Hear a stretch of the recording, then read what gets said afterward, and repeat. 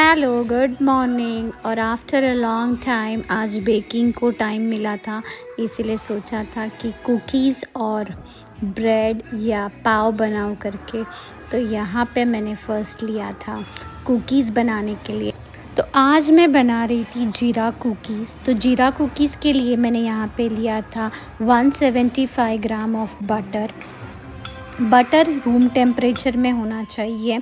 उसमें मैंने अब ऐड किया था पाउडर शुगर, वो था हाफ कप ऑफ। बटर और शुगर को हमें अच्छे से बीट करके लेना है। फाइन बीट होने के बाद उसमें अब हम ऐड करेंगे 3/4 टीस्पून हम बेकिंग पाउडर ऐड करेंगे। हम इस कुकीज़ में बेकिंग सोडा बिल्कुल भी ऐड नहीं करने वाले। होल व्हीट फ्लावर है 1.5 cup of wheat flour. Rice flour 1/3 cup add करेंगे। अब हम इसमें 2 टीस्पून मिल्क ऐड करेंगे।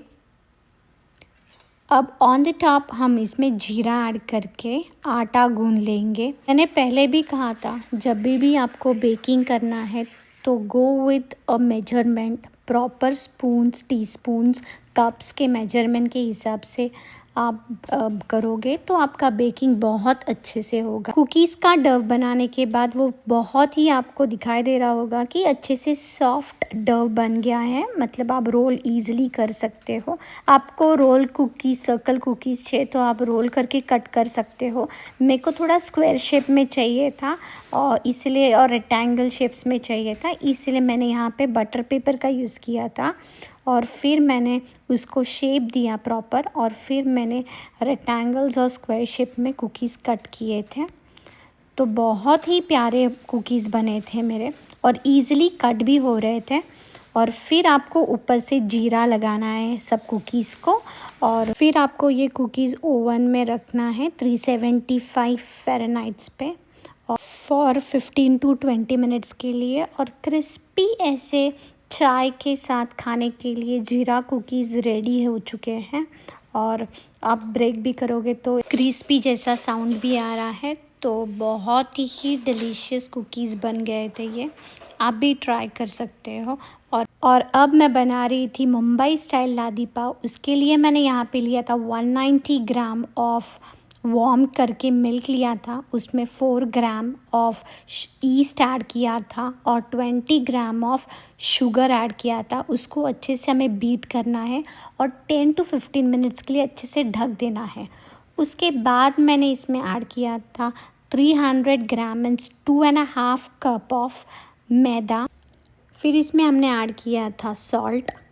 फिर मैंने यहाँ पे रूम टेम्परेचर में बटर था 30 ग्राम ऑफ बटर ऐड किया था। और डव को, आटे को हमें अच्छे से 15 to 20 मिनट्स के लिए सॉफ्ट होने तक हमें अच्छे से उसको मसलना है। और फिर हमें उसे सॉफ्ट डव बना के हमें एक बाउल में 1 घंटे के लिए उसको कवर करके ढक के रखना है। और फिर 1 घंटे के बाद हम आटे को फिर से ओपन करके देखेंगे कि कितना फूल गया है। 1 घंटे के बाद हमारा आटा ऑलमोस्ट डबल हो चुका है और सॉफ्ट भी हुआ है।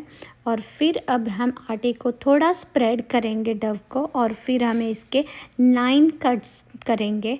और मैंने हर आटे को मेजर किया था यहाँ पे, और फिर इक्वल मेजर के साथ हमें इसको सर्कल या अंदर के साइड ऐसे टर्न करके हमें इसका गोला बनाना है। और फिर हमें उसको फिर से ऊपर से थोड़ा सा मिल्क लगा के ब्रशिंग करना है मिल्क से। और फिर हमें इसको और 10 to 15 मिनट्स के लिए ढक के रखना है। 10-15 मिनट्स के बाद ये और थोड़े से फूल जाएंगे, और फिर अब भी आपको दिखाई दे रहा है ये अच्छे से फूल गए हैं।